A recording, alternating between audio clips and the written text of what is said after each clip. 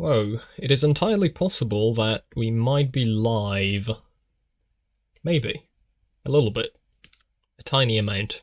I'm just gonna mute desktop audio and check on the stream preview if that actually loads. Okay. It appears as though we are live, in fact, and it is working. And the reason why I might sound a little worried about that is that I have opened YouTube Studio, and to my utter absolute horror, I've noticed that they've changed the UI again. Although, if I'm honest, I think they've actually improved the UI for once. Like, it actually looks cleaner, and I think makes a little more sense. So, you know what? What's that? Oh, that's copy stream key. Okay, I get it. I get it. Reset stream key. Okay, I was sorry. I got fascinated by the UI.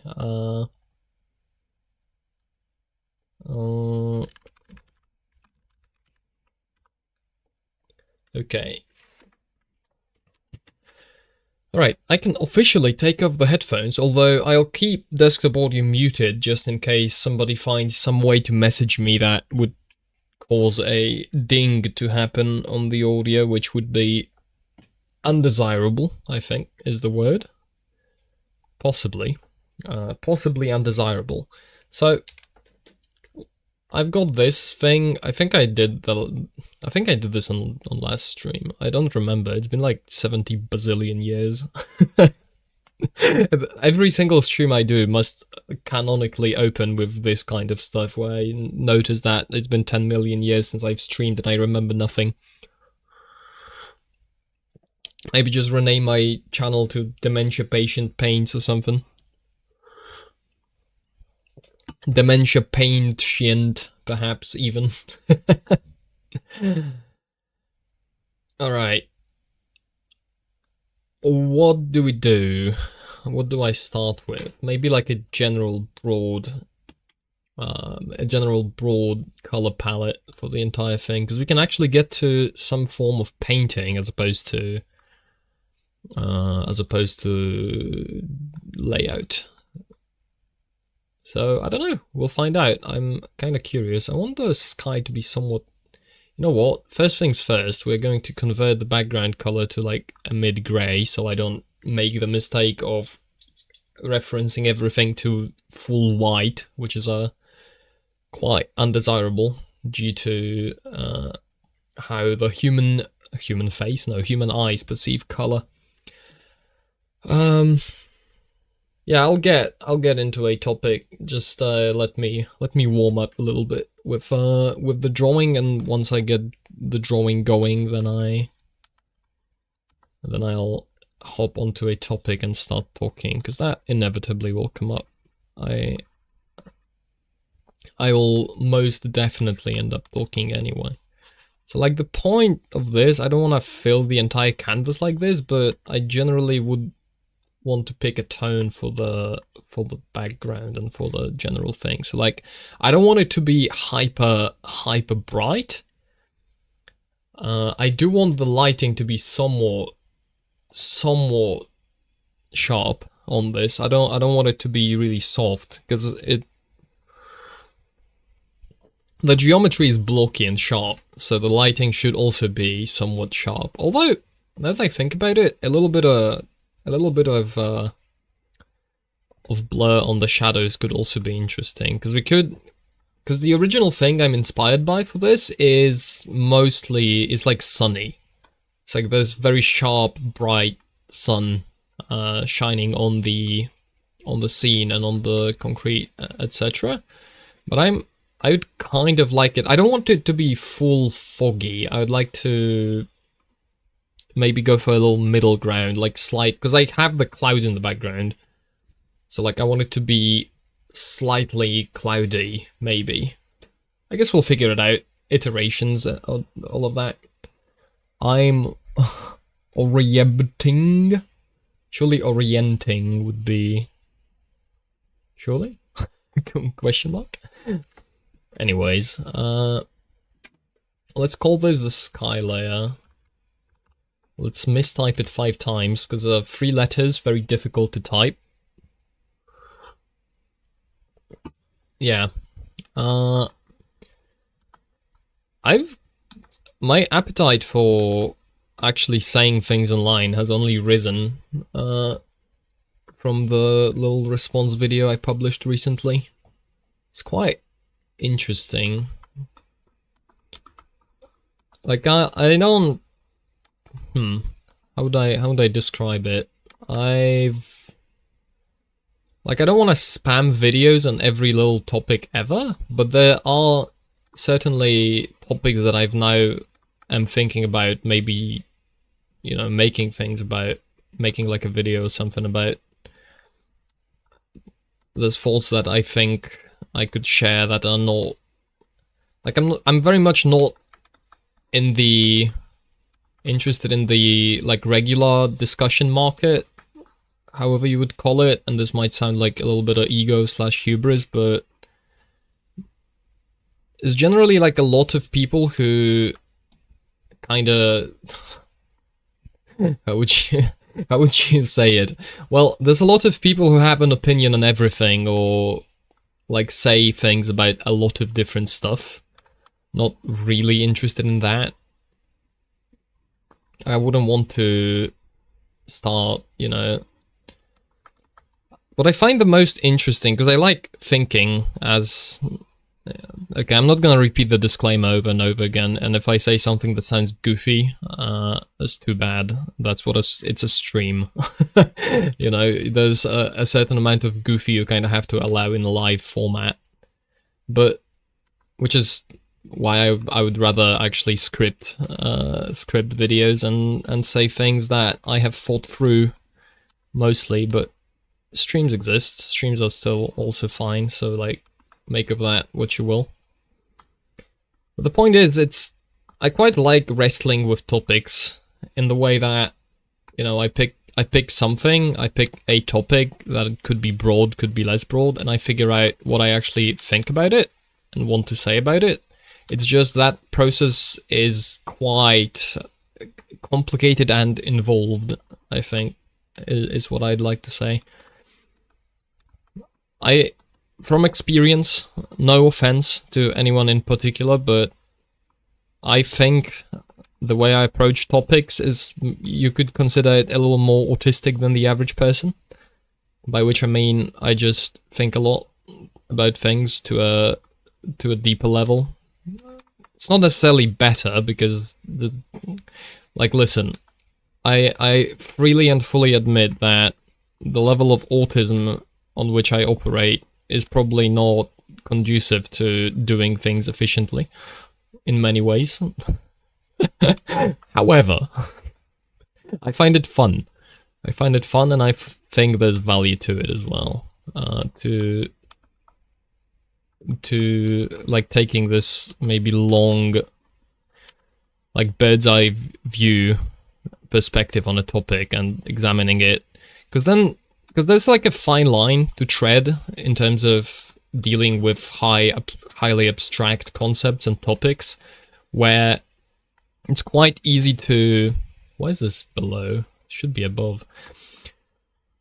It's very easy to get like detached from reality, which is kind of a given, considering the nature of abstraction is like, the whole idea of abstraction is to detach from reality, in a way. Like, you wanna... With abstraction, what you want to do is you want to basically get away from the concrete and then figure out some kind of description that describes the concrete and helps you understand it to the point where you can actually make decisions and change things that you do based on the understanding you've developed.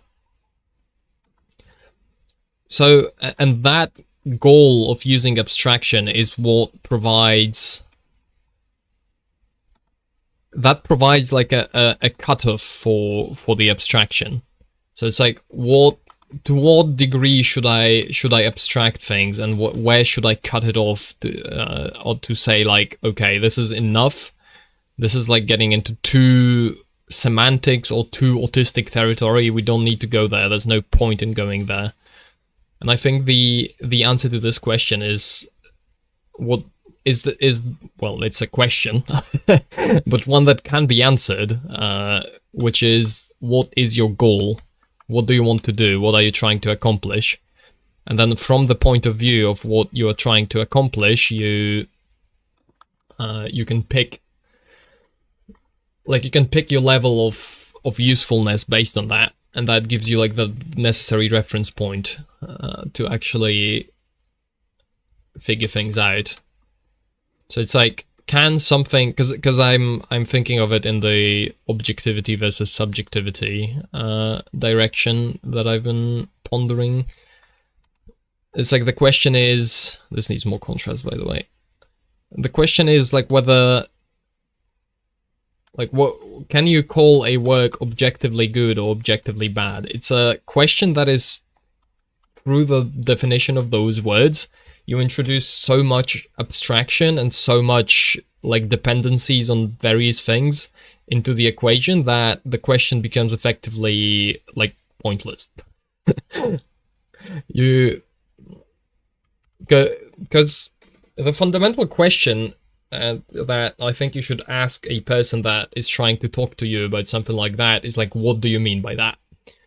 It's because the statements and the words are so broad and widespread and like complicated that you don't know.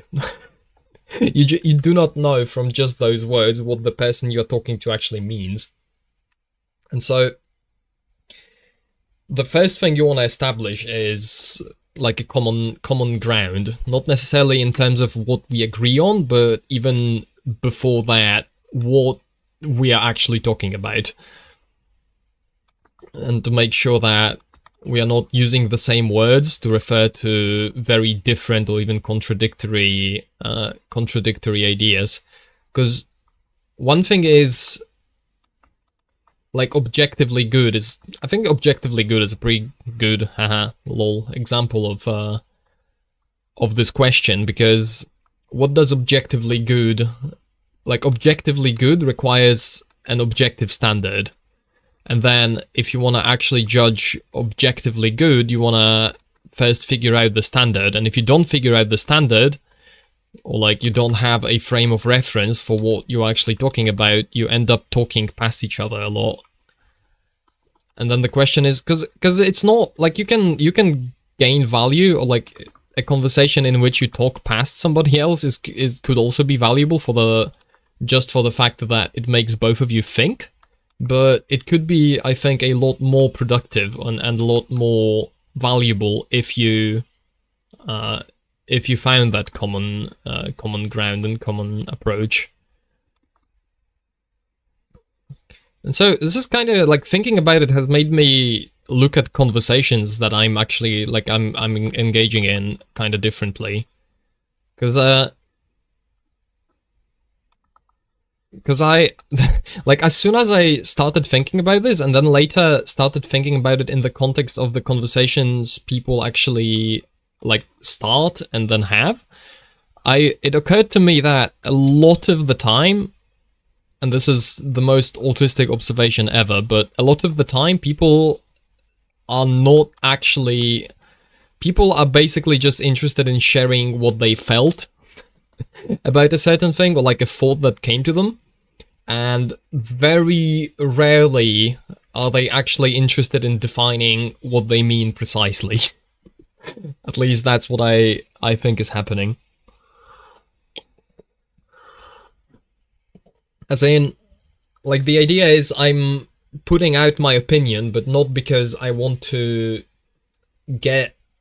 Like, there's an element of getting at something true in that as kind of unavoidable. Like, obviously that's going to happen, but there's a big element to it of just, I would like to... I'm putting out a feeler. I'm like sticking my leg out a little bit to see what other people, like, if this is like, where does this land for other people? Is this like a weird or not weird opinion, or like what do other people feel about it? And it's like, if you don't actually, and then if you don't actually like are not in the context or like don't have the experience, it's, you basically can't really engage because it comes across as really weird. Like it's like, oh wait, like I'm trying to engage and I'm trying to like ask follow-up questions and I'm trying to figure things out, and turns out the other person is actually not interested in what I kind of assume by default is happening. And it's interesting because it makes me approach things differently. Like, first of all, like, chill. If I understand that this is exactly what is happening, I can chill a lot more and understand what I'm doing also. Because I'm naturally, I strive for precision and definitions and like accuracy in language and describing things to maybe an unnecessarily elaborate level. So when I see somebody say something like that, my default mode of engagement is, okay, I'd like to put what you actually think into words, and I start asking questions towards that, towards trying to figure out, like, oh, what does this guy think? What is actually going on? And then what I can kind of like switch my mode of engagement to is like, okay, I can, like, I don't need to ask those questions. Maybe I can just ignore the conversation, for example, or just like look at it from the sidelines, or maybe ask like a different question than I would normally ask, because it's not actually that important to define what the guy is trying to say. It's more like I can just share my thoughts somewhat related to the subject, and that's not a non sequitur. That's actually what people will expect me to do. It truly is like an alien trying to figure out humans for the first time. That's what I feel a lot of the time with these things. I don't know. Maybe there is something to the autism diagnosis. I don't know.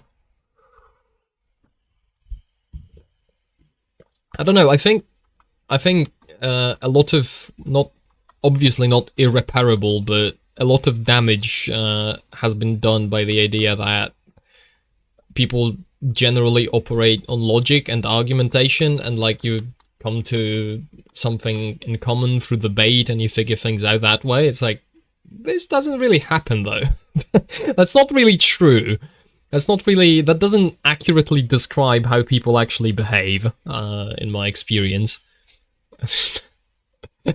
In fact, I would hazard a guess that people mostly operate on, like, people are mostly vibes based, and then even to a certain degree that's necessary, like, because returning to the idea of cutting off the abstraction, like you want to basically have a group of people with whom you can cut off the abstraction at a certain point, as to not go absolutely insane with not sharing definitions and questioning every word, and then it like falls apart completely.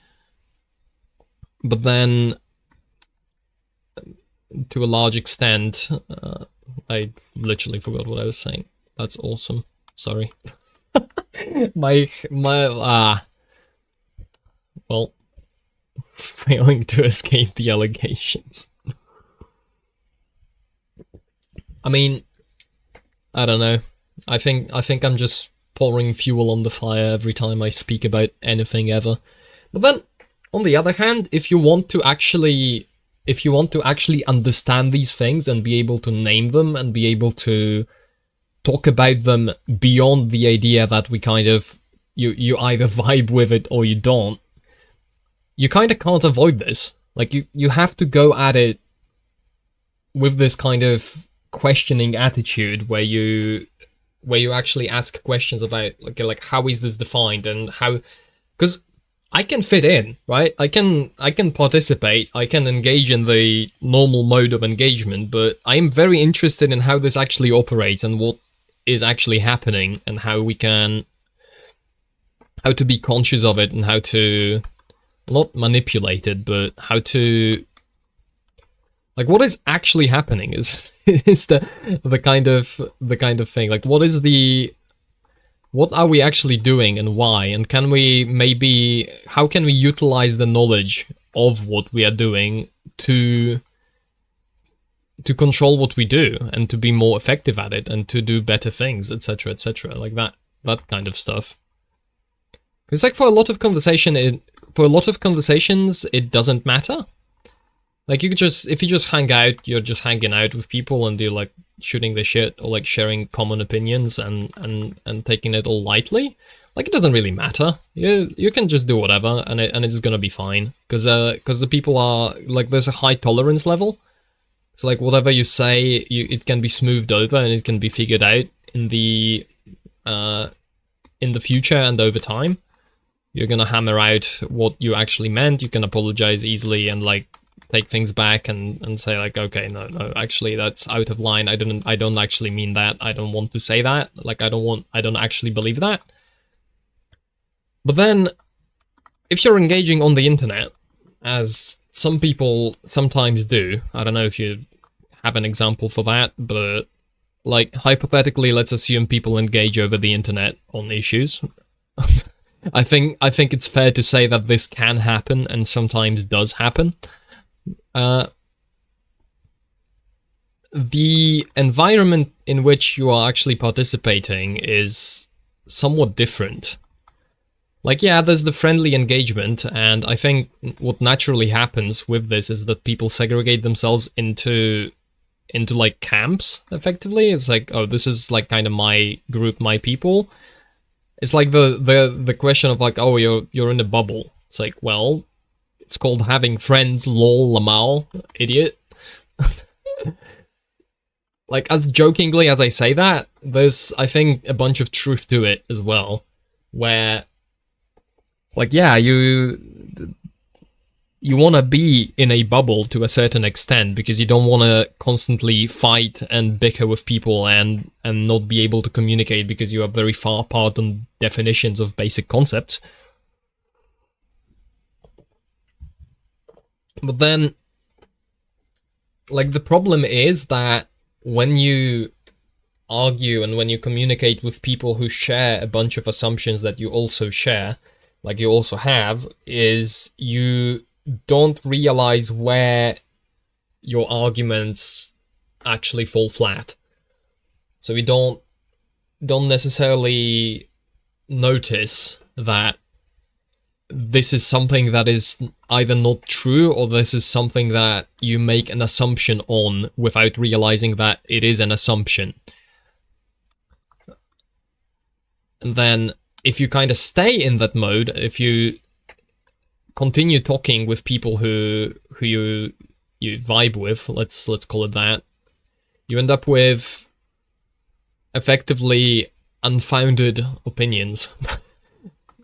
or underfounded opinions, because you've not confronted a steelman version of the opposition to your argument.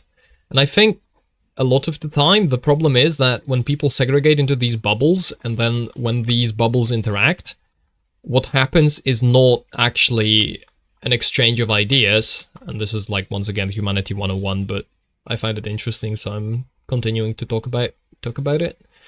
It's like people engage like from the perspective of one bubble with the other bubble, and there's the difference in base assumptions and what basic words actually mean to both sides, that they're completely talking past each other, which means neither side actually improves their understanding of anything. And so, because this is all spinning around the idea that maybe we actually should define basic terms, and maybe we should, maybe it's not that bad of a concept to actually go in and say like, oh, like, sure, yeah, this is obvious to every normal person, and if it's not obvious to you, you're probably mega autistic 5000. But what does it actually mean though? Like,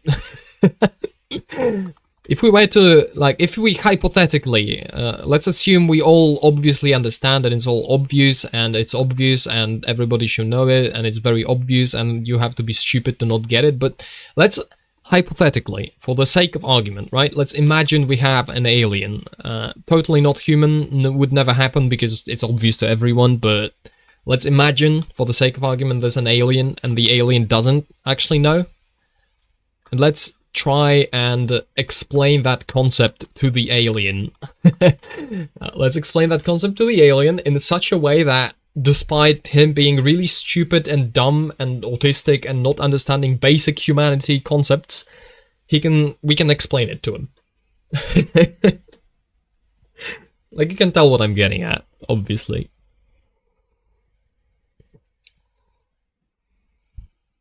Because I think something that does happen very often, and this is a criticism I make of various church teachings and like sermons and whatnot, especially because that's where I think I mostly noticed the problem, is when you operate on a certain level of abstraction and you use very like when you use abstract terms, like, I don't know, you say prayer, or you say love, or you say I don't know, kindness, stuff like that. There's a huge number of, how do I want to structure this for? When you say these things, what they actually end up meaning on a ground level in everyday actions taken can take many, many different forms, depending on the culture, like whether country culture, like nation culture, country culture, and then the specific local culture, and like many different factors. The answer, like, it changes what the highly abstract terms actually look like in practice. And so, especially over the internet, where you have a gigantic mix of people from all over the place exchanging ideas, like, very freely, if you have these abstract terms, you end up not having meaning to them, because there's so much that it's context dependent that even if you agree on the high level, when you actually take it back to what should be done and what you should choose and what decisions you should make, etc., everybody has a different layer connecting that abstraction to reality. So you end up actually basically agreeing on nothing while thinking you agree on everything, because when you stay on that highly abstract level. And I would say that it basically means that the highly abstract conversation doesn't have any meaning. And what I mean by that is that meaning is where your words are like accurate to reality, or like where your words accurately describe reality is where there's the definition of meaning.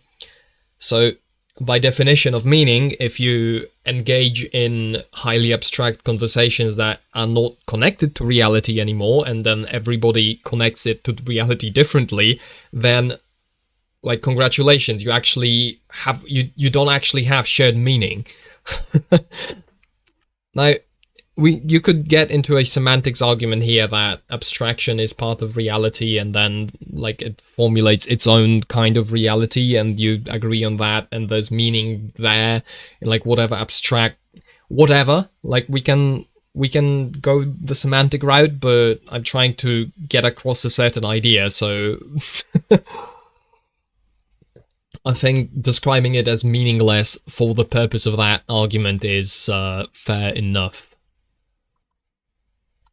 So, and that, all of that is, in a very roundabout way, getting back to the point of what I'm kind of trying to do with, like, making videos and whatever, is I'm most interested in building that.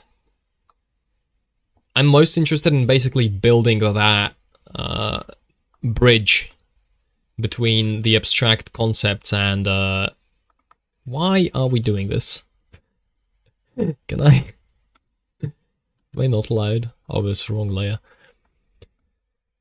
So I'd like to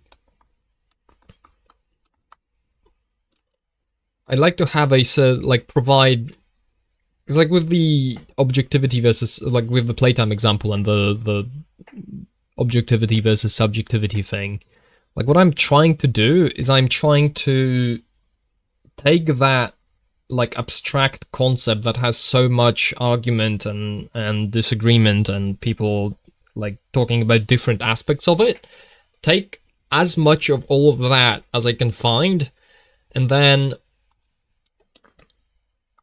attach it in some way, attach it to reality, like attach it to concepts that can actually be kind of pinpointed and that decisions can be made from. That's kind of what I'm trying to do with it. It's kind of the goal, and that informs, like, because it's a goal, it informs the process. Like that is how I'm approaching it. I'm like, how I start thinking about these is I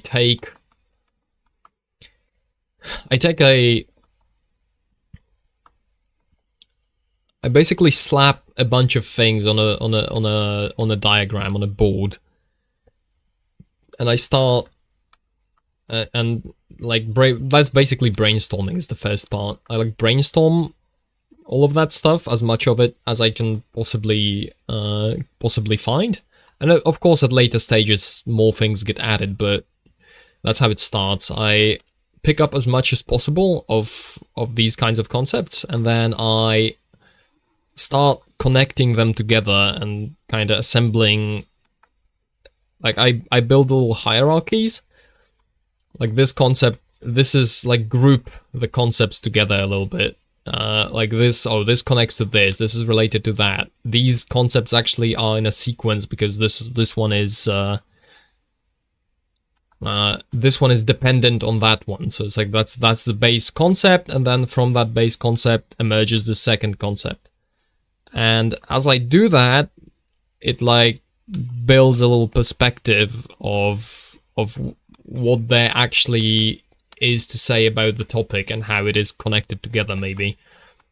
I could describe it that way. It's like how, like, these are the parts involved, and these, and then there's more and more connection between these parts. It's like, yeah, this is important, and this is important, and they connect together, and they have like a bunch of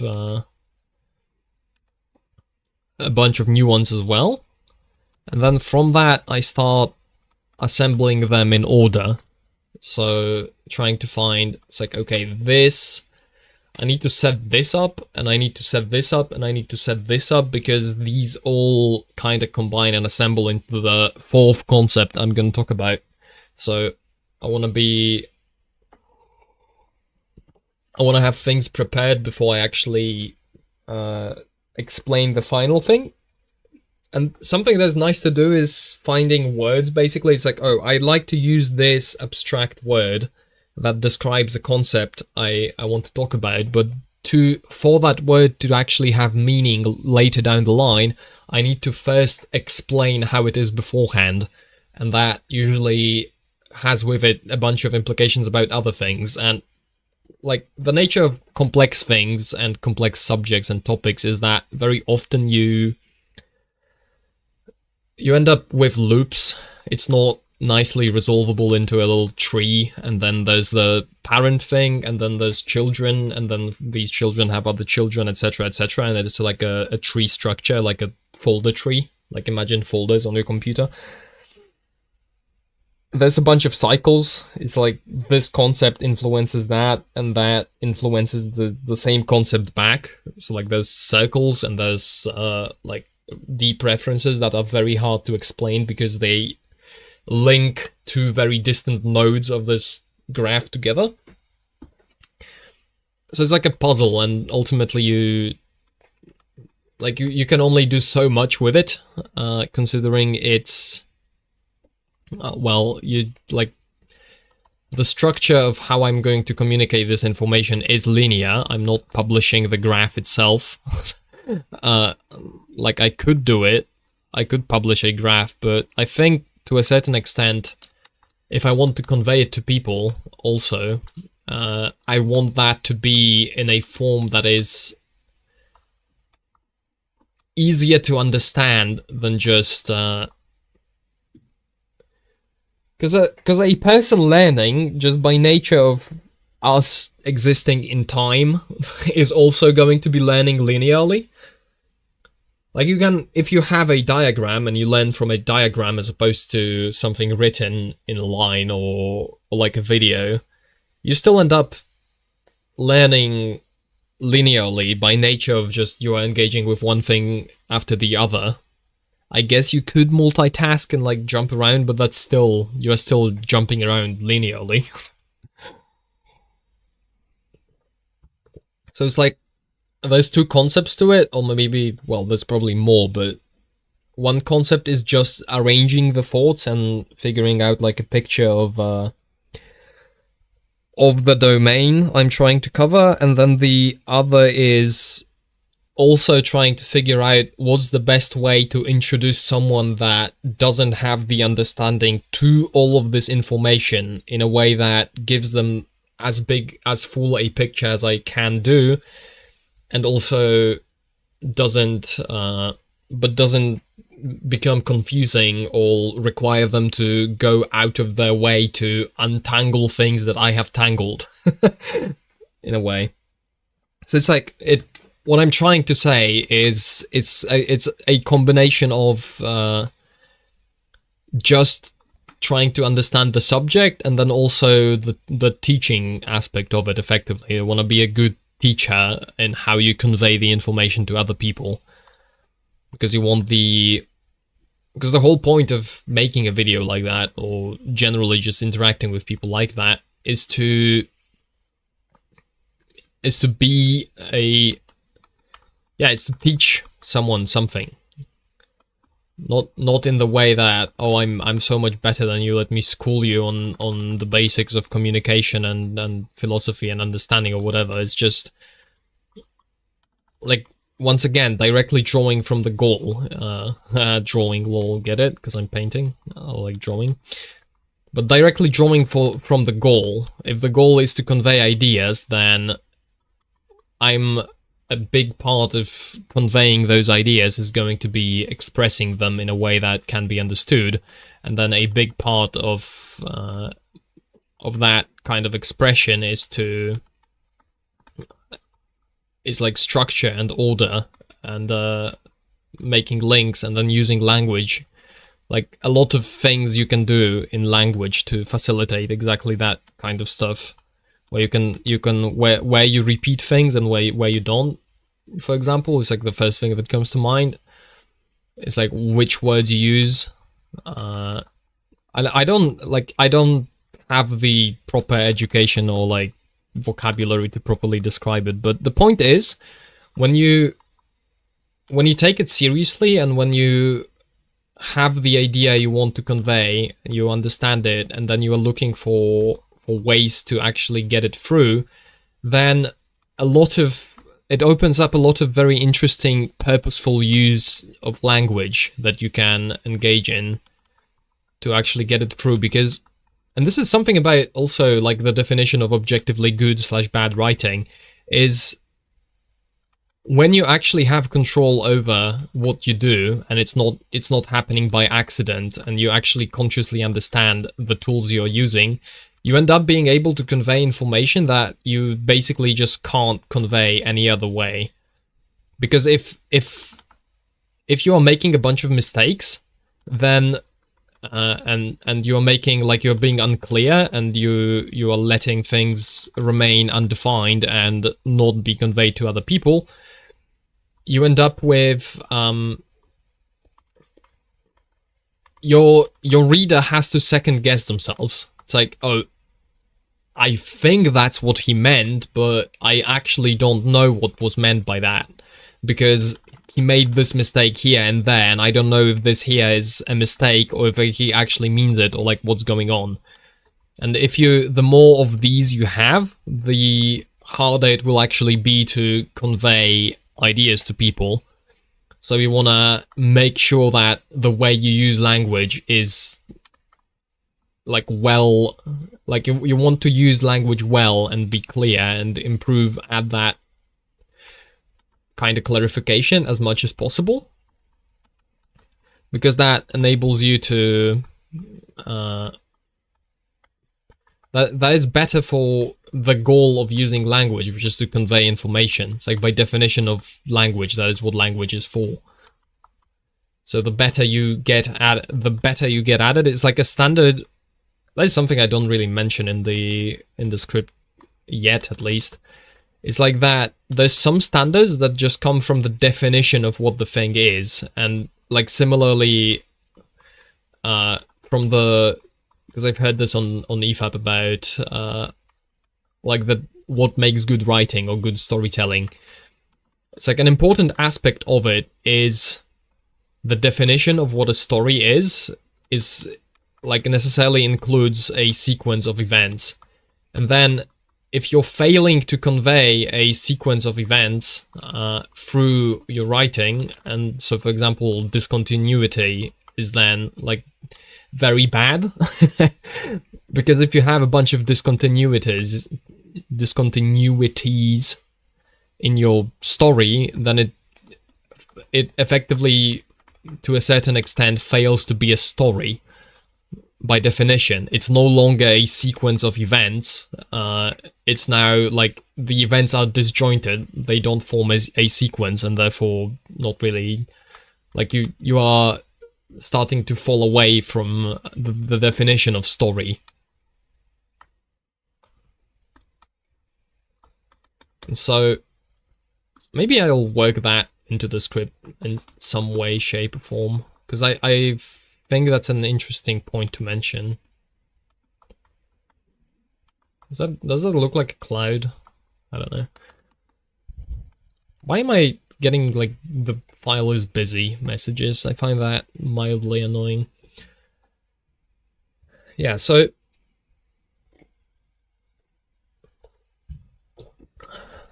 I don't know. I think a lot of people that are sharing their thoughts on various things, and I don't want to knock them like too hard, because I realize that it takes a bunch of effort to actually put things out and structure them and figure them out in a way that can actually be shared and conveyed to others.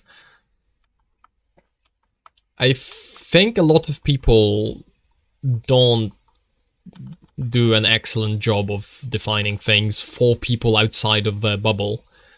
You end up with, and maybe this is also naivety on my part, because I might, if we just put it better, everybody would understand. It's like, no, that's also not true. Some people either are just not going to understand, and some people understand but just disagree, and better definitions don't solve that problem.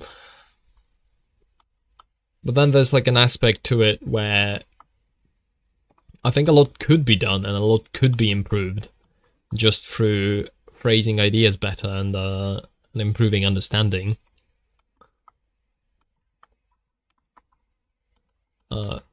And defining things better and coming to like a realization of like, oh wait, we are actually closer on this issue than maybe initially imagined.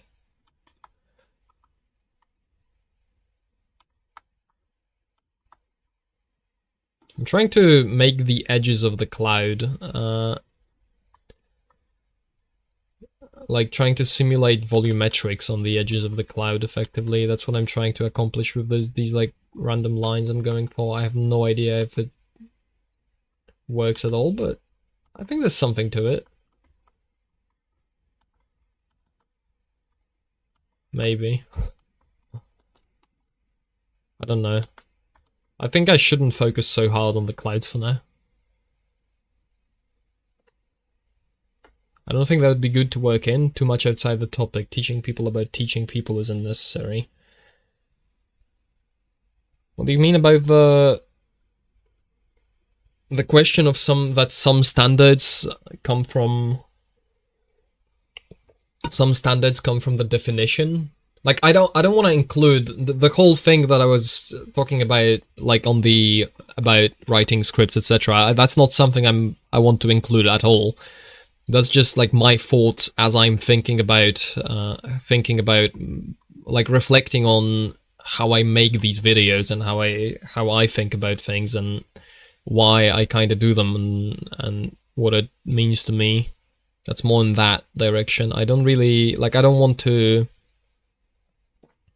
put that in the video, although, but the section on, like, I kind of added in the thing that I've added, well, lol. I have added, like, the question of, are there universal objective standards for certain things? I already have a little bit on that, where I argue that for practical reasons, there's certain standards which if you don't agree on, you're gonna be basically laughed out of the room, because it's just because it's basically bad faith to deny certain things. I can imagine that basically everyone would be able to come up with an example of a decision so ridiculously bad that if you decide to defend it, you basically disqualify yourself from the conversation. It's like, yeah, this is in this, the example I actually put in is like, in this serious war movie, like one of the soldiers suddenly transforms into a unicorn and starts like blasting people with rainbow blasts.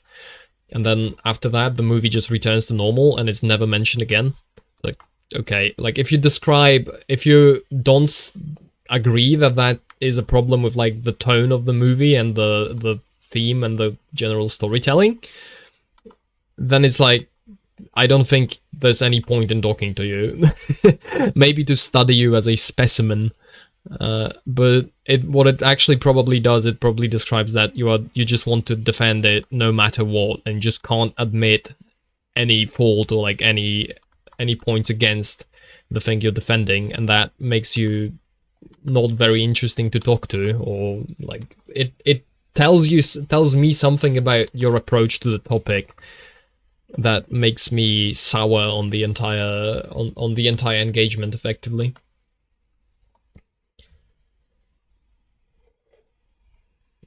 Could shorten the conversation about definitions to something like, agreeing about definitions is necessary to a conversation and it is a mistake to assume you do agree. That is excellent. I think you nailed it. That's a very good shortening of my 30 minutes of speaking. Yeah, it's like you need to agree on what words actually mean to convey information through those words, and it is indeed a mistake to assume that you agree. It's like you cover the basics. You want to cover the basics, even if it's like a disclaimer at the start, or like just to be sure, just to be clear, this is what this means, this is what that means, this is what that implies, this is what I consider important, etc., etc. It's like, yeah, you're gonna get, you might, like, it might be a little bit of a waste of time if you end up agreeing, but if you end up that catching like a fundamental disagreement about a word, then it's like, oh great, we actually saved all of the time that we would have wasted not having this, not realizing this disagreement, and maybe not even catching it for the whole conversation. It's like, not that it makes the whole conversation worthless, because there's going to be a lot of ideas shared, and a lot of them are probably going to be important to some extent, but you could be a lot more productive, and you could meet eye to eye and discuss things a lot better if you had the understanding from the very beginning, as opposed to like talking past each other. It's like, I don't know, I feel like on a certain level it's kind of communication basics as well. It's like, it's a very basic idea that you give the person you're talking to feedback by, for example, paraphrasing what they said in your own words, in a way that makes them, like, allows them to figure out if you actually heard what they said.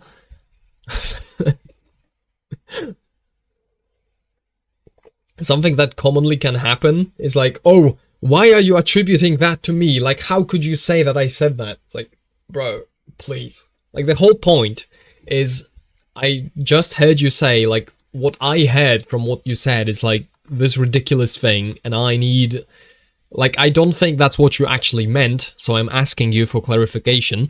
And if you decide to flip out at me for doing that, then there's going to be a problem for the rest of the conversation.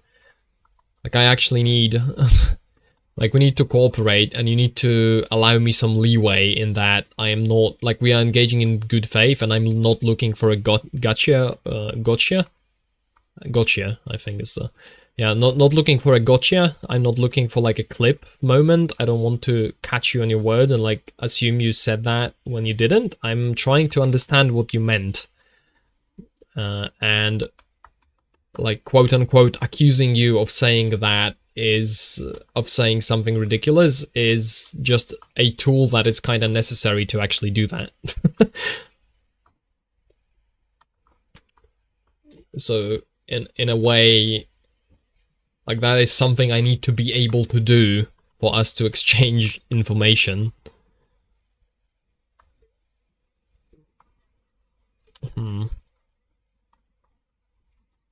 This is something, okay, like, this transition between these two is not smooth at all, but I'd like to smoothen it. Maybe like this. Is it like a, I don't think I have a darker shade of that. That's like between. I think it's just, in general, a lot of engagements, like, people a lot of the time. That's maybe the flip side of what I just talked about. It's like, in other places, people kind of assume and engage in bad faith with people who are obviously not in good faith. Like, rather, people engage in good faith with people that do not, like, clearly do not represent any kind of good faith.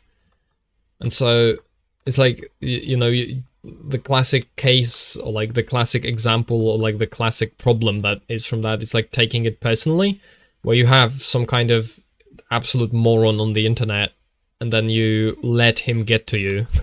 In a way, like, of course, you know, sometimes it's even fun to get mad at idiots on the internet. Like, I'm not denying that as an idea or ability, but a lot of the time you really want to pick your fights, you want to pick your engagements. You don't want to spend a bunch of time and energy on a guy that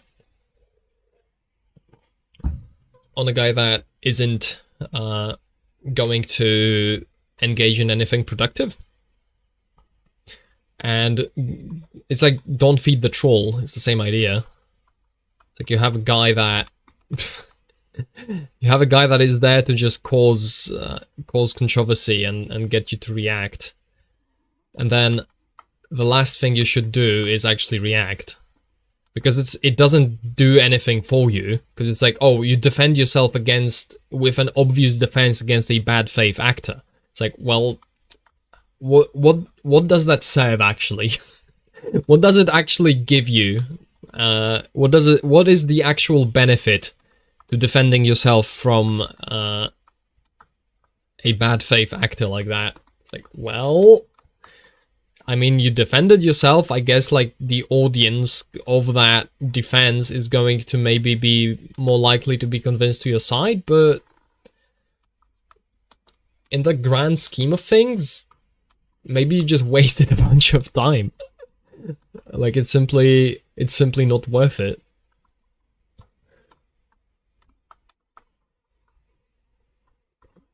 Because you engage with a guy like that, and you just... It's like, it's not a... Like, maybe for the like, basically the only benefit is the audience, because if a person is approaching something from, like, demonstrably bad faith enough position, it's... If they want to actually talk about things, like, it's on them.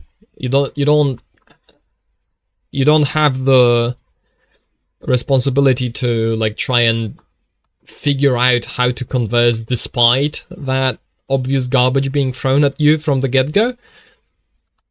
So, like, you want to take that into account.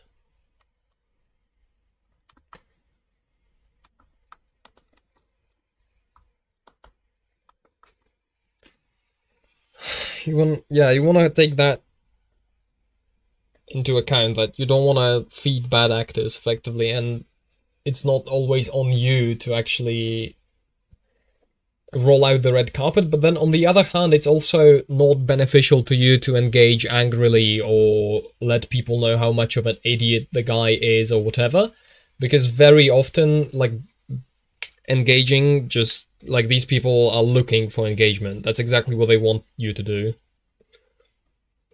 Sushi, Thai food or ramen. I don't know. I think I've never had Thai food, so I guess it's like a sushi versus ramen. I feel like ramen is the...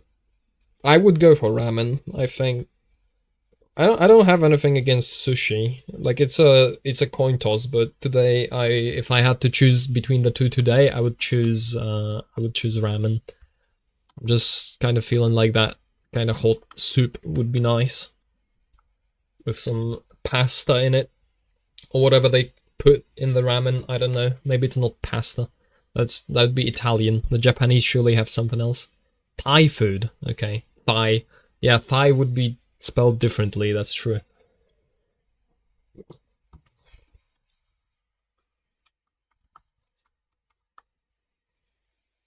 I don't know, it's a lot of weird stuff happening all over the place, is the overarching maybe conclusion or something to it. It's like, I'm definitely not... Like, it's not turbo insightful to discover that there are bad actors on the internet. Like, surely not.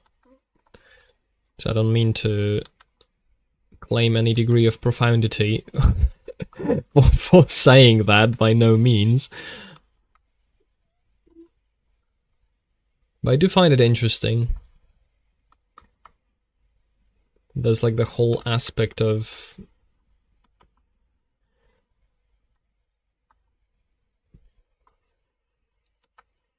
I don't know, I would have thought it's a lot more of a solved game in a way than it appears to be. I would kind of expect people to know and do a lot more about and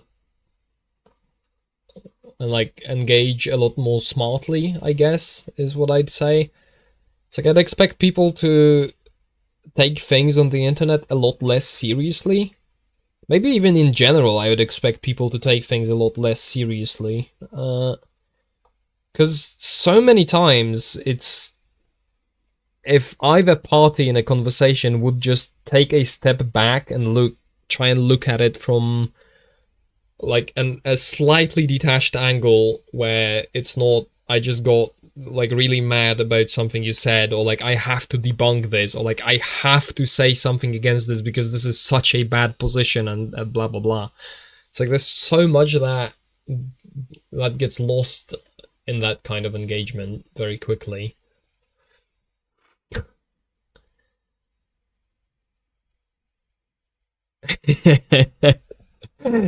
What does he know? We have something that is, I think, somewhat similar to ramen. It's called rosu, which is like a soup that... It's like the most basic soup you can make, effectively, because it's some kind of animal fat with some spices and then water, and you mix all of that. And then you also like put some vegetables in it, like carrot, the white carrot, whatever the hell that's called in English. Like onion, maybe a little bit something else. Throw that stuff in there, and that's like Polish ramen, basically. I'm not even joking. It's slightly different because I think they keep the meat in the ramen, but you could absolutely do that with rosu. Wait, maybe surely there's a word in English for that. Maybe it's not Polish even. Chicken broth, apparently, is... or alternatively, soup. The default soup. Wait, turnip? No, turnip... Turnip's something different, I think. Wait, I'll translate it. Google Translate to the rescue. Parsley root, apparently. Parsley? Parsley, question mark. But the root, not the thing on top. Or rosu? No, rosu. There's like a special special O character, very funny. Are Polish people good at taking meat? I don't know. We got plenty of meat at home. Like, we are perfectly capable of buying meat at the store and bringing it to the home. Parsley, okay. You know what Parsley actually reminds me of? There's a JavaScript validation library that is called Parsley. What? Can I drag the canvas? Something's wrong. Something's wrong. I can't drag the canvas. Is my space permanently... What? I need to restart my tablet software. I suddenly... I love JavaScript libraries. Who doesn't? Well, nowadays you can actually skip the whole part of dealing with JavaScript libraries by letting AI handle it, which is somewhat nice because who doesn't love JavaScript? Can I... Like, I can't drag the canvas. Like, you're seeing that mouse move. I sent you a link in Discord. I'll take a look at that. Wait, there's a spam bot. Who would have expected? Hold on, sorry, I got distracted. Ban and delete all messages. My apologies, very distracted. Best chicken soup. There we go, yeah, that looks accurate. That looks like exactly what it is. Does that look like Polish ramen to you? I've maybe had ramen once. It's not super common. I'm not a weeb like you. Don't actually know much about JavaScript libraries. Well, there's so many. Because JavaScript, you can do so much with JavaScript. It's very hard to know what a JavaScript library actually entails. Because it could range from like a full-blown framework for making applications to something quite simpler, like a validation library that you load on a particular page to validate a bunch of fields, and that's it. It just enhances a page a little bit. So like, there's a lot of different types of libraries, and there's a lot of stuff you can do. And there's also the whole thing of server-side JavaScript, which you can also do, which means you can have even more libraries and they load in a bunch of different ways, and there's like a whole... The JavaScript ecosystem is complicated, to not describe it more harshly, which perhaps it deserves. I've got a bunch of experience with JavaScript, not like turbo super JavaScript genius. I don't, but like enough to navigate around and understand what is happening on a basic level, maybe even beyond basic level. I'd give myself that credit. It's like, if I had to advise anyone, is first of all, if you are doing anything bigger than like a small basic project, do TypeScript. Just don't do raw JavaScript. And then the second thing would, I don't know, I can't possibly relay. Can we have a taunt programming tutorial stream? I don't know. I think that would be actually very difficult to do in terms of programming tutorial, because basic tutorials, you can find basic tutorials about how to use a programming language on the level of like, this is the syntax, this is what you can type and what it does when you type it, etc, etc. But if I'm like thinking about what programming is and how to program and how to do things, I'm thinking in a large way about basically how to design an application, and that is very closely tied to how to actually understand what your client needs, is what that actually entails. And that is whole can of worms that is quite difficult to explain, because it's like a whole process, and B, it's something you kind of have to learn through experience, which is difficult to obtain if you don't have clients. And I'm very lucky to have acquired a bunch of experience through working the way I do work. So like I have a bunch of stuff that I know is very hard to convey. So on a basic level, there's a bunch of fun tricks and little things that you can do that you can just employ directly, and it probably will help you in one way or the other. But on like a broad scale, I'm thinking so much about programming, I feel like I wrapped around to the other side back again, where I just know nothing again. Like, because I am painfully aware of how much I actually don't understand and how much I kind of do because I don't have any better solution or way or idea. It's like a very interesting relationship with that, at least interesting to me.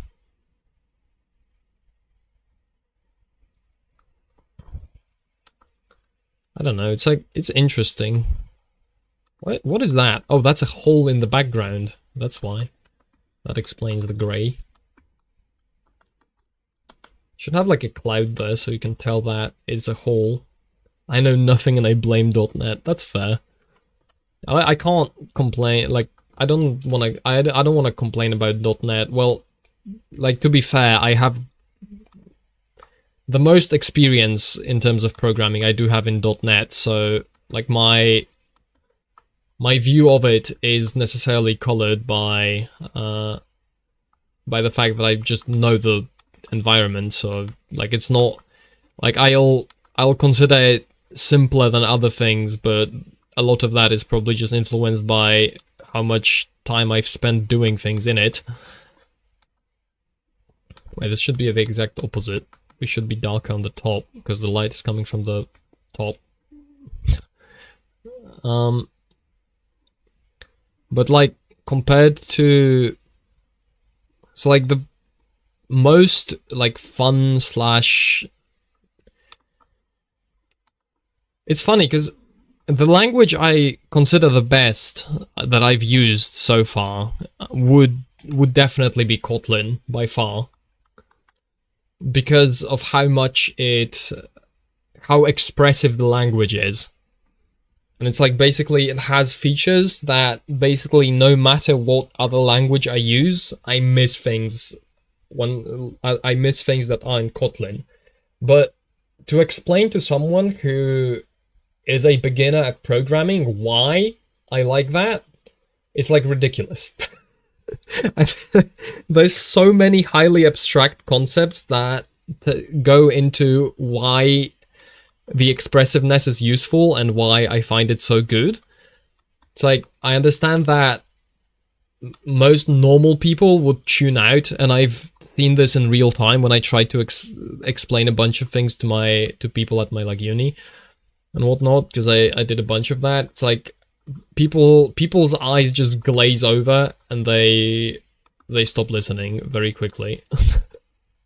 It's like, this guy is waffling on about some of his programming nonsense. I have no idea what that is. That is like for autists. I am normal. Just let me know how to type this thing in and how to connect it together so it works, and I don't care about it. But I am of the unfortunate variety of programmer that actually likes computers and programming a lot. So I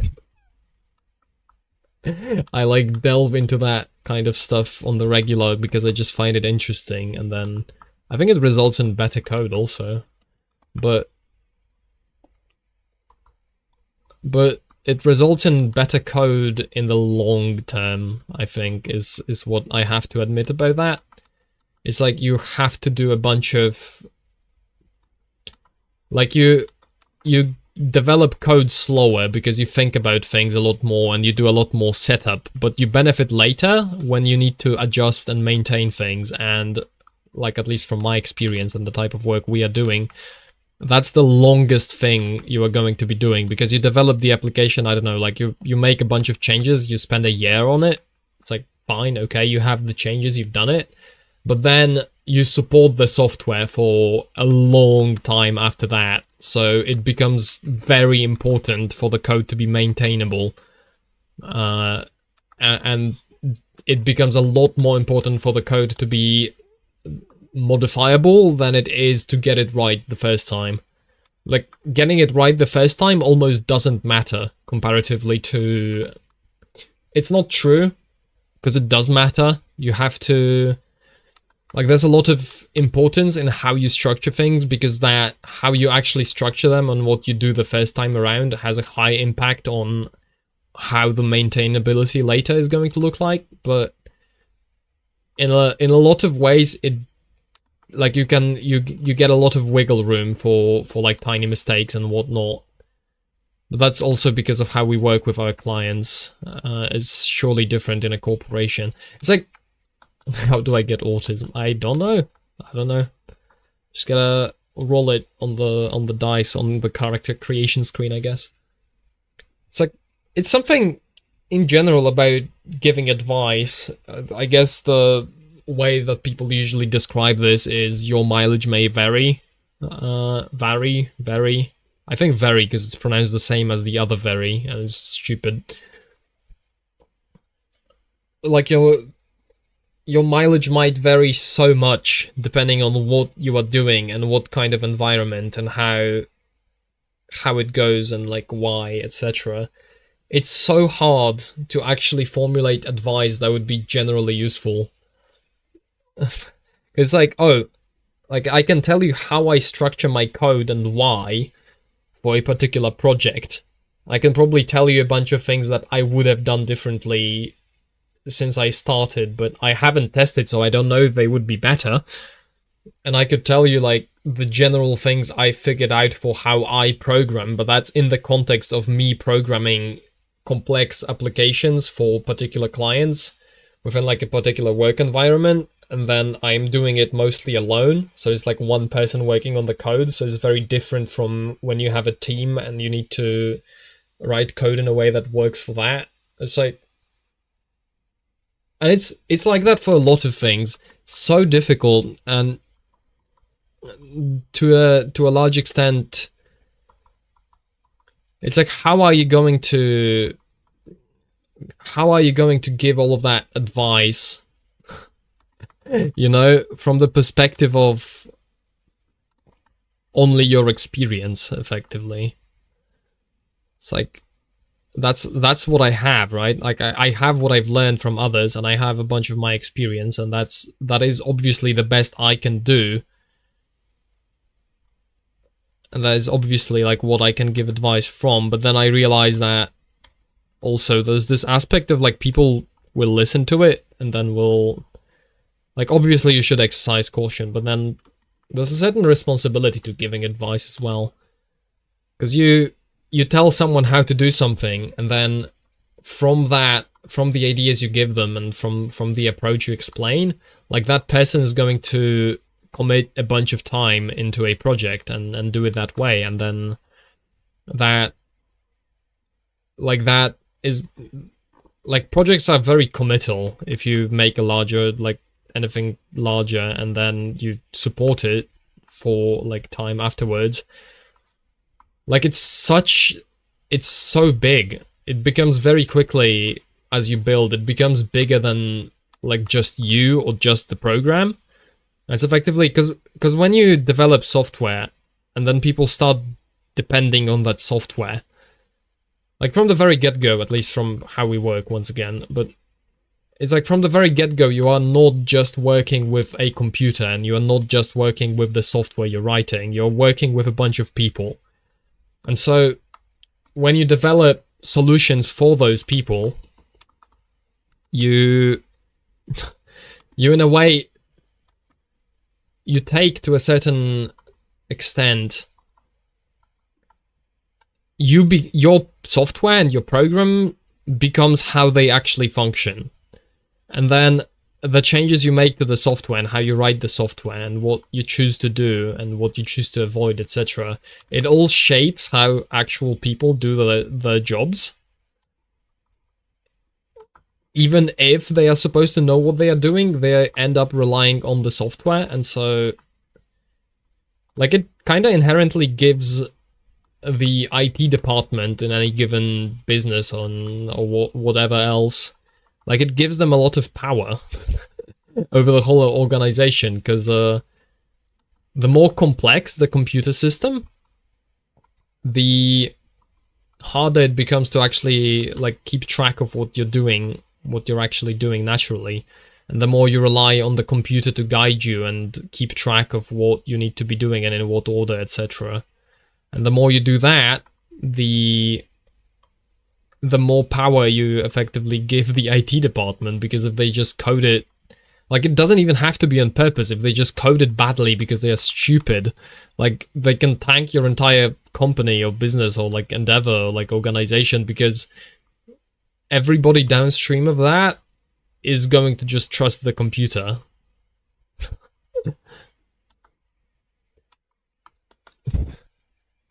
And then a lot of programmers kind of just do things and then it gets smoothed over, because you kind of like the organization can't stop because there was a software bug. Like you gotta resolve it somehow and then keep trucking. But then like that has a lot of other follow-up issues. It's like, I don't know. There's this guy that, like, one of these, like, smart guys, they call them philosophers or something, said, like, I know that I know nothing, and that is basically how I feel all day, at all times. Or, like, well, not all times, but figuratively at all times. It's like, yeah, the more I think about it, and the more I realize, and the more I understand, the more I become aware of just how little I actually know and understand. It's like so many aspects to it. It's like yeah, I think I get it, but then on the other hand, it's every single project we do is always effectively one step away from just collapsing in a way that would be destroying, like that would destroy our business and would have like significant impact on the future. It's just like, but I don't actually know what like you never know. It's always you take the risk. You necessarily have to. You walk out there and you do things that you don't know the outcome of. It's just part of life, I guess. Smart guys equals philosophers. I mean, not all of them, surely. And also, like, a lot of philosophers are pretentious, so yeah. I would absolutely use that word. I think it's very accurate as a descriptor. It's like, yeah, a lot of people, because I'm kinda interested in philosophy just for the reason that I like thinking about these kinds of topics, but I'm not very interested in philosophy in the like name and prestige and the intellectual side of it, whatever you call it. With like all these people that, oh, it's like this guy said that and he was called this and that was such a revolutionary. That's like, I don't really care about the people involved. Like, I get why it is important to know them and to know about them and take it into account when you think, but on the other hand, I'm like, I get it. Right, I get it. Like, that guy did thing, yeah, okay, I get it, it was him, like, that reasons, yeah. But I'm primarily interested in the issues. And so, like, all these... like, a really good example for how that could manifest in practice is, I am a huge fan of the argument that it's like, how do you win an argument with a nihilist? Just kill him. Why? Because if nothing matters, then surely he's perfectly fine and okay with like dying, because nothing matters, right? Right? It doesn't matter. You can just like, it's just in your head, bro. Like, yeah. So like, it doesn't matter if you explode immediately. And then you find out that no, he actually cares. It's like, okay, for practical reasons then. And then if you start going at it from practical reasons, then it starts making sense again. because it has to make sense, because it's for practical reasons. It's like, I'm interested in philosophy to the degree to which it can be integrated with like actual sensible reality, and then beyond that point I don't really care. As like autistic as I may get, it's like, no, there's a bunch of things in philosophy I just don't care about. I loved your nihilism joke. I can't fully take the credit for that. I mean, I can't really take the credit for that. I didn't invent it. I just really like the argument, because it illustrates. It's a funny way to illustrate a very sensible principle. That is just like, if you are going to, like, nihilism is effectively bad faith, but as a philosophy. If you think about it, I think that's a fair description of it. It's like, nothing means anything, and we know nothing, and nothing can be truly decided, and there's no point and no sense. Like, okay, but in that case, you just disqualified yourself from there being any reason to talk to you, so like, go away. I don't care.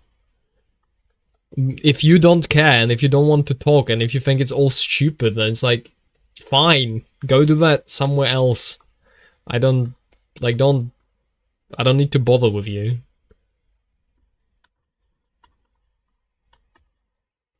I don't know about this water, by the way. I'm kind of just slapping blobs around, if you haven't noticed. I don't know what to do with it. Trying to like have some kind of reflection in it. Like, it's something. I'm not quite fully certain if that's what I want it to look like, but we'll figure something out, maybe.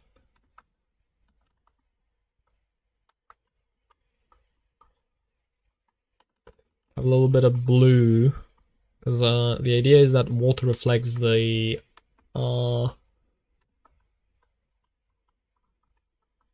like, the water is reflecting what's above it, so where there's sky, it should reflect the sky, and when there is like the mega structure that I'm drawing, it should be the mega structure.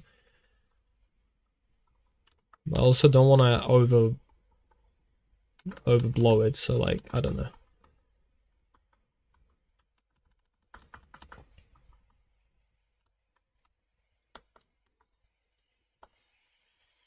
No, this looks bad. I don't know. I don't know what I'm doing. Help! Ah! Etc. etc. I don't know. The world's a weird place. I would say like maybe I shouldn't be thinking about it so much, but then I think like no. And it's another thing, it's like the process is also important. It's like through the process of thinking about these things and figuring out your answer to them, etc, etc, it's like you organize your life effectively and you figure things out. You get to know how you personally think, and you get to modify it as well if you think it's like out of line and it doesn't make sense. So it's quite good, is the point. It's quite important. It's like, there's two thoughts to that. One is like, just absolutely do engage in conversations that have been done a million times over and everybody's talked about, etc, etc. Because you haven't had the conversation before, and even if you had, it was like you from the past, so you don't know what changed, don't know what you're gonna notice this time. Could be something new, could be something different, could be something important. And you effectively, if you don't give yourself the opportunity to talk about it, you're just not gonna have the experience, and you're just not gonna learn that. This water blows. You shouldn't think about things too much, just vibe. Like, yeah, no. Ultimately, no. That's not the conclusion I am going to. Like, I don't endorse that idea. It's like, no. We're gonna think, We're gonna have some things that go too autistic. We're gonna have some things where we don't go deep enough. We're going to engage in the process, and through the process, there's going to be good that comes out of it. And it's like important to remember that the good is not the process itself. Is that good comes out of what you do based on all the abstracting and thinking, etc. that you do. So it's like you don't want to confuse. You don't want to become an academic, effectively, if you catch my drift. And I'm using the word academic in the worst possible insulting meaning to it. It's like you don't want to become a person that effectively just exists in a land of detachment from reality. Catch you later. All right. Bon appetit. Because of this, like, have a nice dinner. Hope your dinner tastes nice, whatever. I think I already had, like, or you gave me a way to say, enjoy your meal. Oh, there you go. We figured it out. We don't have to be French anymore. Excellent. I might be, like, relatively soon ending stream as well. Because I think I think I'm reaching like a good satisfactory level of progress for today on this.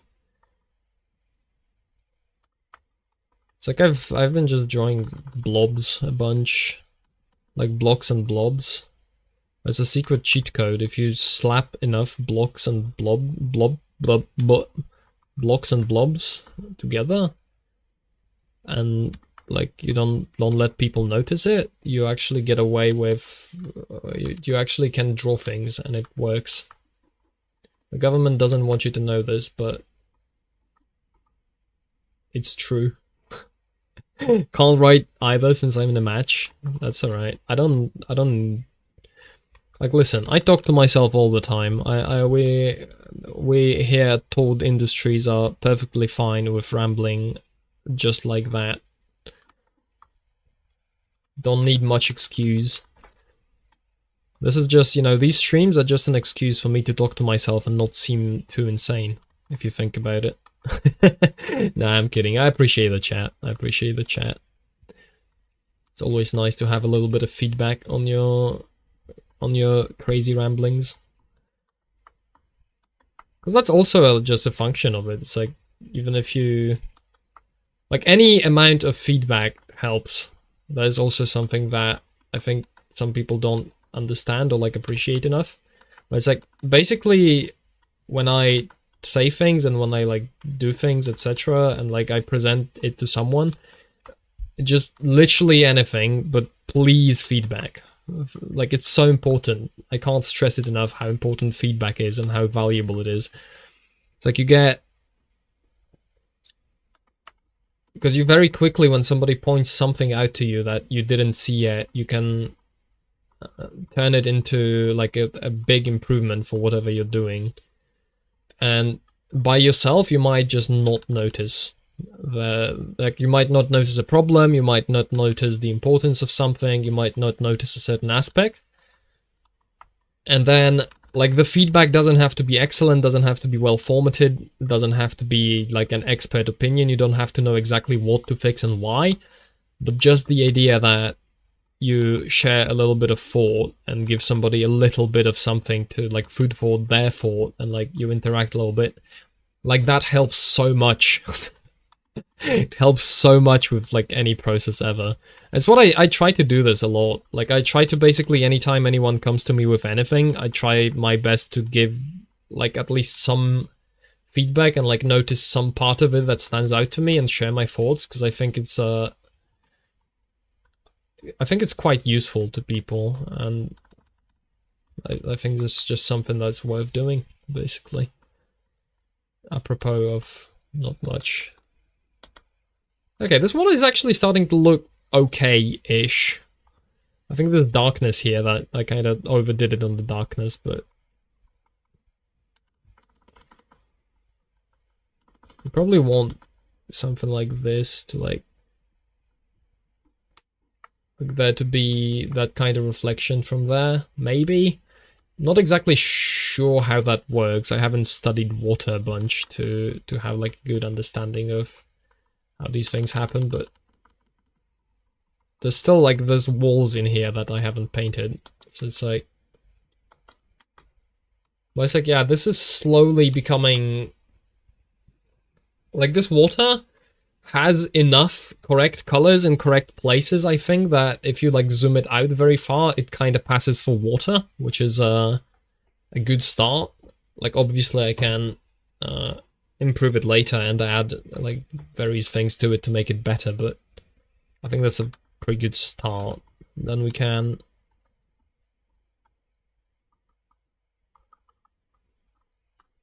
add like little highlights like that to further enhance it. Like just make the water shine a little bit. Give it a little bit of a go. This might be too dark for this section of the water actually, and not saturated enough. Like this kind of color would probably be better instead of this like super dark.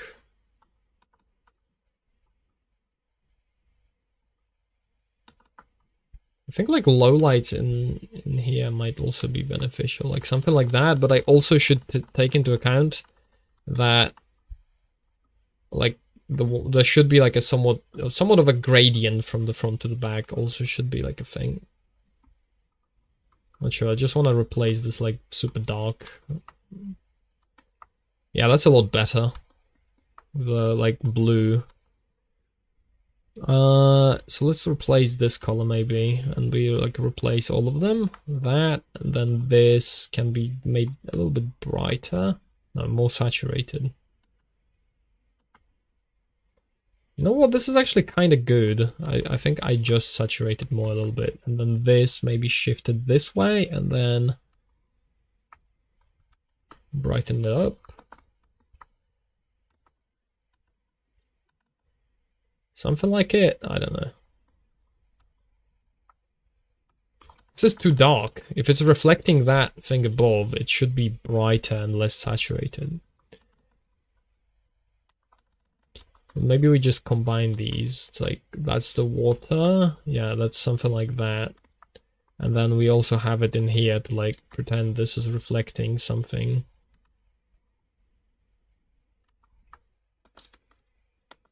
It's a little goofy, but it'll do for now. Because I don't have that filled in. But the actual dark color that I have here is kind of okay-ish. I don't know, I'm quite happy with how this is coming along so far, actually. I think I'm somewhat optimistic about the future of this drawing. Maybe even cautiously optimistic, of course. We wouldn't want to be too positive on this channel. You want to be careful about these kinds of qualifications. Like, you don't want to be too eager to be happy. Very, like, tempering your expectations, I think, is also quite important. It's like not to be a massive pessimist or like never be happy about anything. It's just like manage what you expect. I mean, some people don't really subscribe to that. Some people just have more of the approach that like whatever happens happens, and then I deal with whatever happens. But I think there's some good to the idea that you actually just avoid certain things. Like, you avoid getting into certain emotional states by just managing your expectations in a way that doesn't invite them and doesn't make them happen. It's kind of what I'm like getting at. It's like, yeah, you just keep it in mind, you know, keep it in mind that it's something that happens and takes place. This needs to be actually darker than that, because the expectation is that there's a bunch of light that comes in through these and like bounces around, maybe like higher windows up there. So that is slightly less dark, but this should be darker because there's basically no light in here. Although this actually connects to that, so maybe I'm just stupid. We'll keep that. I really like this, actually. I'm really quite fond of this. Let's take a look at it without lines. Like, this is cool, no? Isn't it? I'm thinking we're getting somewhere with it. Like, it's still a block out. There's not a lot of detail, but I think, like, it's becoming a somewhat coherent scene, and I like...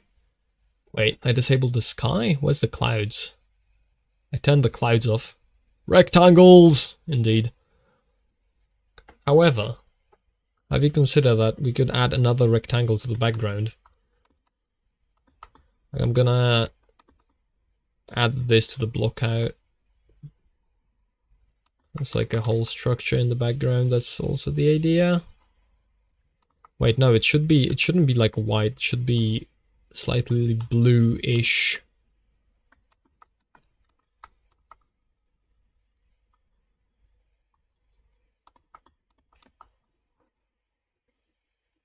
And there should be water on top of it.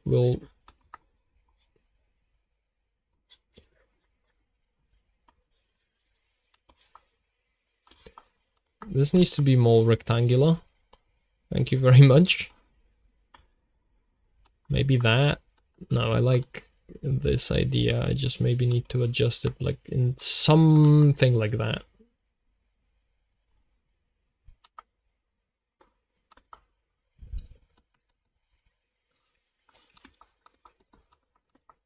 Point is, like, this is a simple little structure.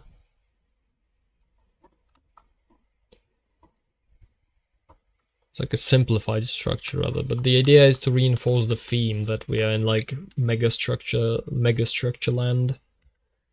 Yes, it is indeed more rectangles. You get an A+ from the rectangle exam.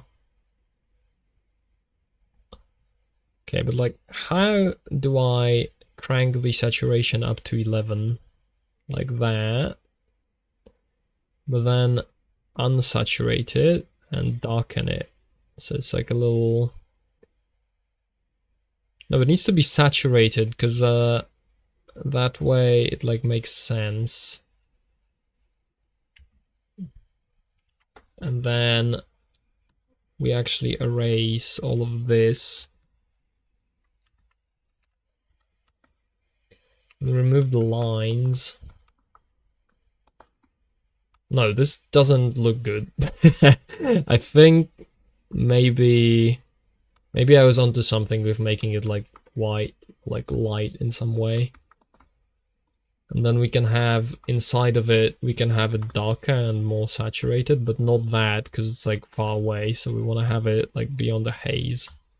It's like maybe something like that would help. I don't know. It's maybe it's just the sky needs to be brighter. Like if we make the sky bright, we can turn this and make it more saturated so that slightly darker. Like, no, that's overdone it. That's overdoing it.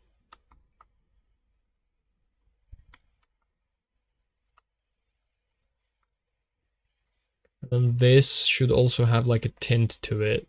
Whoops, wrong layer. This one, and then, but like, don't overdo it. So it's like,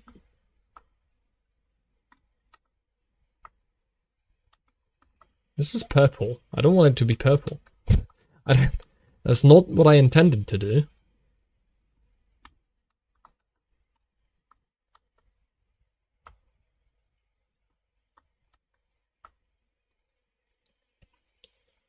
I'm not sure about this.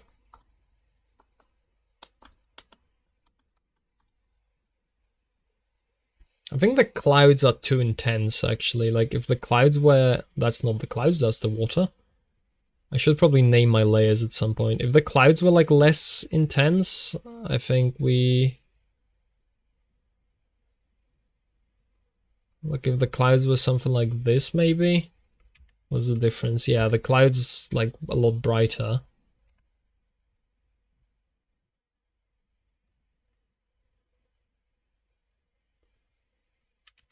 But then the cloud, like this cloud is not in the background.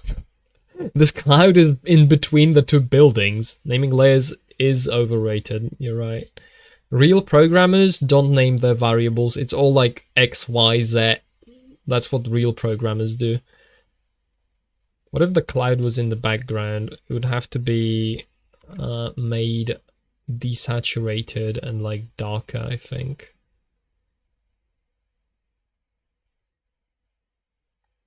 I don't know. I'm like not quite sure what I'm doing with this, to be honest.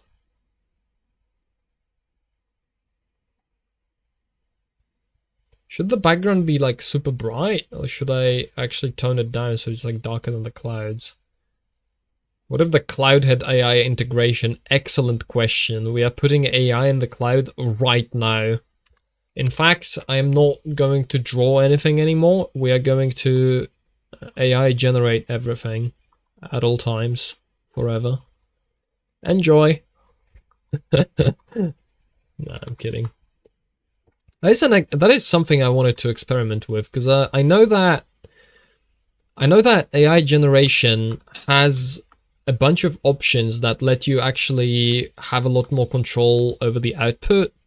Because the perception people generally, I think, have of AI tools is that it's a cop-out and it does the job for you, and it like replaces creativity, etc. But from what I understand of it, that doesn't have to be true.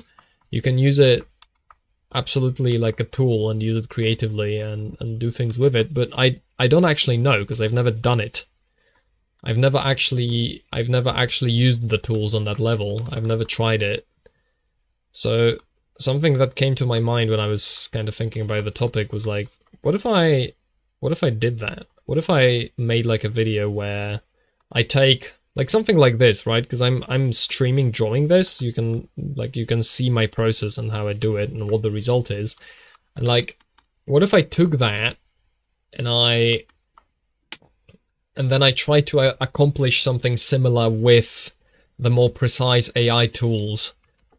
So like, I don't know, taking something of my own style, maybe training something on it, like giving it a bunch of references, then like selecting areas, like fix this, fix that, change this, change that, as you generate, and like see what I could come up with, because it's a fascinating topic, kind of. It's like not something I'm super interested in in general, because I draw for enjoyment.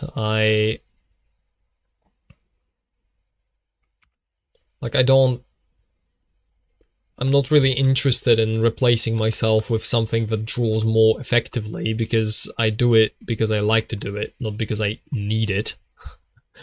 Really, so it's the motivation is somewhat different, but I am kind of interested because I think a lot of the people that have the response like, oh, AI art is not art or whatever, because you don't have control, it's not you doing it, you should pick up a pencil. It's like, sure, like I hear the arguments, but I think most of that comes from a perspective that isn't actually aware of what like AI generative tools can do in terms of images. It like comes from the like knee-jerk reaction. It's like, oh, I know a bunch of artists and I don't want them to lose their jobs. Like, yeah, I get it, but like you probably shouldn't misrepresent what the tools actually are and what they do, because that doesn't help anyone when you do that. And I'm curious because I don't actually know what the correct representation is, because I just never tried it. I know you can have your own models like on your computer and have them do things. I know there's like better UI, etc., but never used it. So maybe one day this will happen. Maybe I'll do it on stream, who knows? Like set it up, set the UI up and then try it. Could happen. I think I'm happy with this color for this building, by the way. I think that's decent.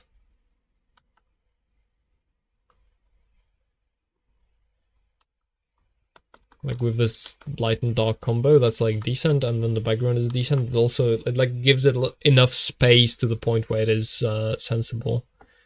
And then the clouds maybe could...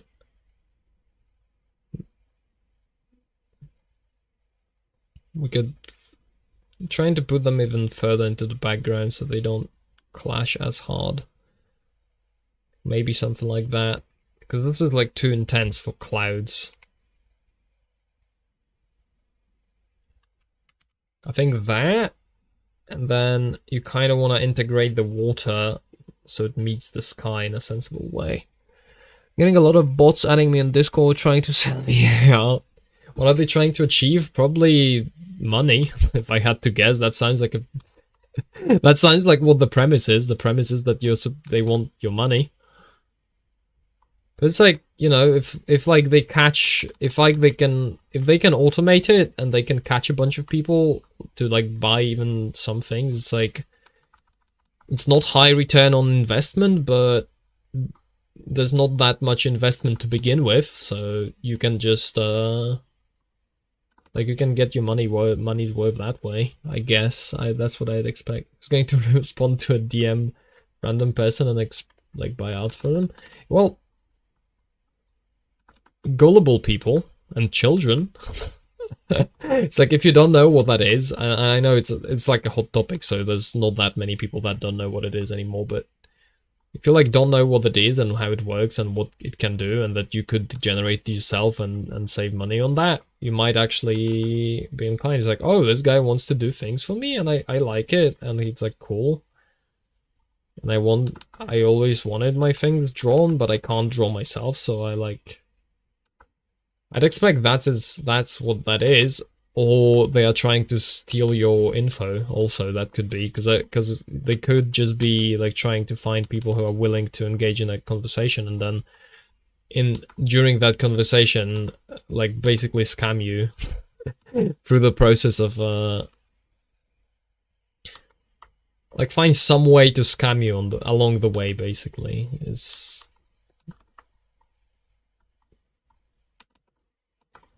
what it could also be. Okay, this is something. We are getting somewhere with it. This like dark part of this is now too dark. Now that they've changed other things around it. And apparently this is on the wrong layer.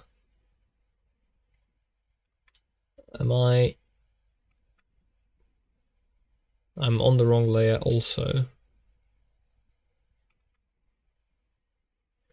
This, Control X, Control E, and do that, and then fill it like that. It's not bad. It's not bad. Okay. You know what? Let's do one last thing, and then I'm gonna end the stream because I'm getting really tired. Let's try and give this guy a little bit of something. I was thinking of giving him a yellow, like the yellow raincoat, like not that bright neon yellow, but like just very slightly lean into the orange, because with a cold palette like this, and then the generally just barren of color landscape, I think getting the guy like an accenting color would make the whole thing come together and look quite interesting. I think that's gonna be nice. What if it was an old man, like Old Man and the Sea? I think that's like something.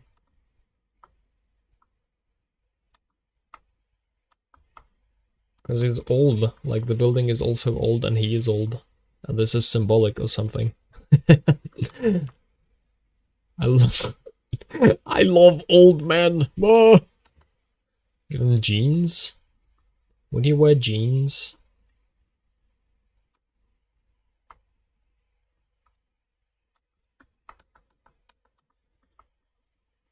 I don't know.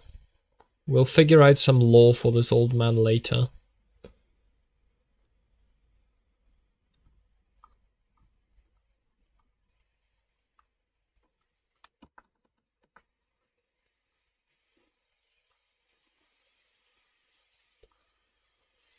maybe, like pretend he has shoes.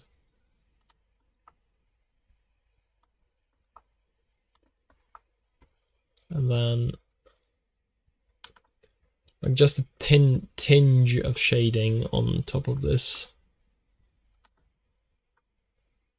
Just a tinge, a little bit.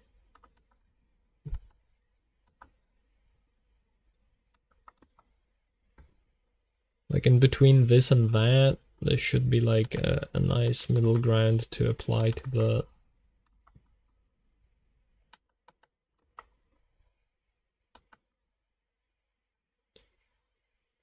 the coat, I guess would be the name for this.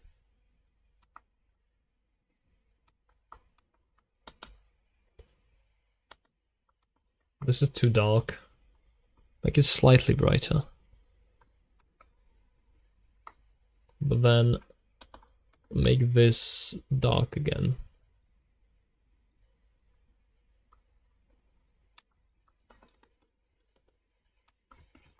And then have a little bit of a highlight that is less saturated. I want to do pillow shading generally, but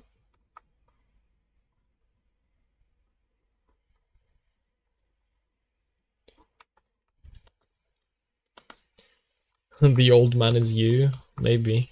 Maybe I'm old. Maybe I was actually 80 years old the whole time. Would you know? You would never know.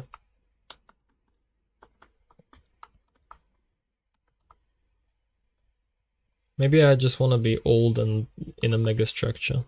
Who knows? Maybe that's the like the deep desire of my soul coming out. Maybe it's something like this then.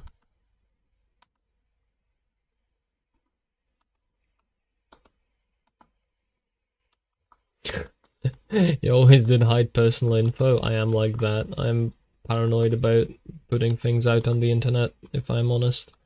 I think for good reason. There's a bunch of people that have had negative consequences for doing that. I don't know, maybe one day I'll become famous and I'll dox myself then, and everybody will be in deep shock.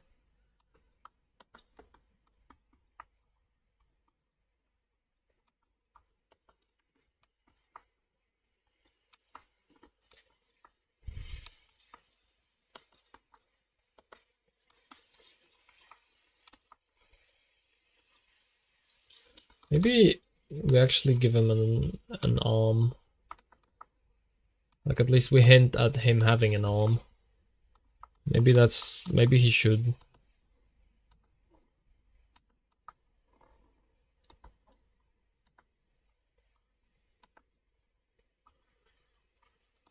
Like that, and then what if we had gloves? Because then that is better visible, because it contrasts.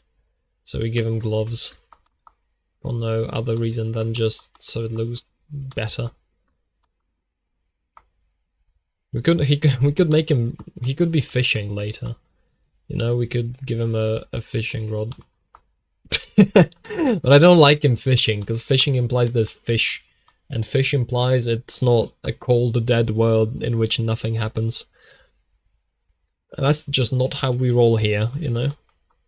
We imply cold, dead world in which nothing happens. That's the implication. I don't know why. My brain is kind of like that. That's what, with a lot of these drawings, it basically boils down to that. It's like, I don't know, my brain is just like that. You wanna do that, then have like a little bit of something.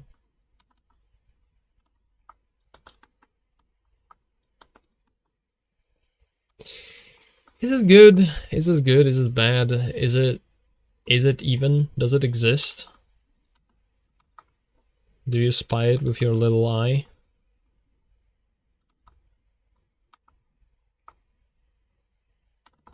Oh, that's just weird. It's the worst thing someone could do to my info, train AI.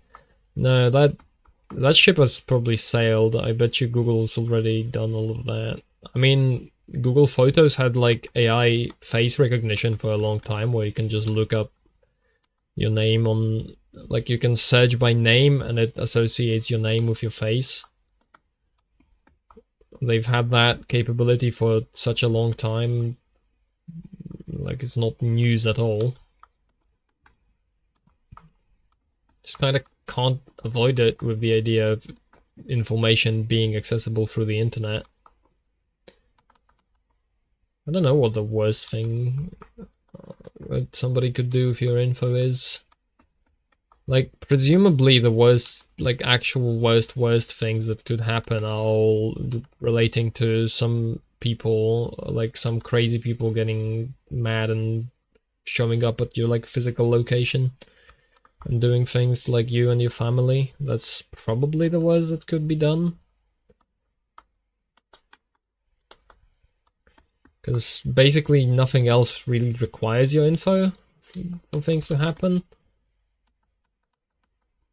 I don't know, we already kind of live in a somewhat dystopian world in terms of how much corporations and the government knows about us, even without additional stuff. It's like train AI on it. It's like, well, that ship has also kind of sailed. I don't know. I try not to. I think the only thing really is just like not thinking about it too hard, because the topic's just not very great. There's not much you can do about it in terms of that data. Okay. I think this is a good point to stop it for now. Let's export it to a PNG image. Thank you very much. It's the 4th iteration of this. I like exporting things from time to time.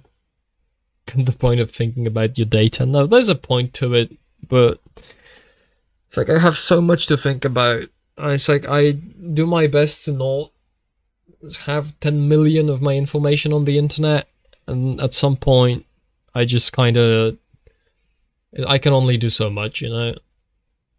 I can only do so much about it. I'm not saying you shouldn't think about it. I might have said it wrong, to be honest. That's entirely possible. Alright. I think that's pretty good progress for a stream. Might as well send my cock in every Discord I am in. No, you actually, I don't think you should do that. Especially not on Discord, considering it's a platform that isn't even end-to-end encrypted, so Discord has all your messages and they can read them. So perhaps I'd advise against, but just on like as a general idea, I think I'd advise against posting your dick everywhere you exist online. I think that's not beneficial to long-term success in any kind of marketplace. Alright, that's gonna be it for the stream, I think. Getting tired, it's time to evacuate myself to bed. I think it's pretty good progress. I'll revisit this probably further, because I think like it's obviously just blocks for now. So like some texture, some additional stuff, some like maybe interesting little tidbits to add to this to make it come alive. I don't know, draw stairs for 7 hours, whatever. It's I don't know what it is about. I just kind of do things. So anyway, thank you for watching, thank you for chatting, appreciate it. Like these little rambling sessions from time to time, and see you on the next one, or like in DMs, I guess. LOL. Alright. Yeah, goodbye, good night.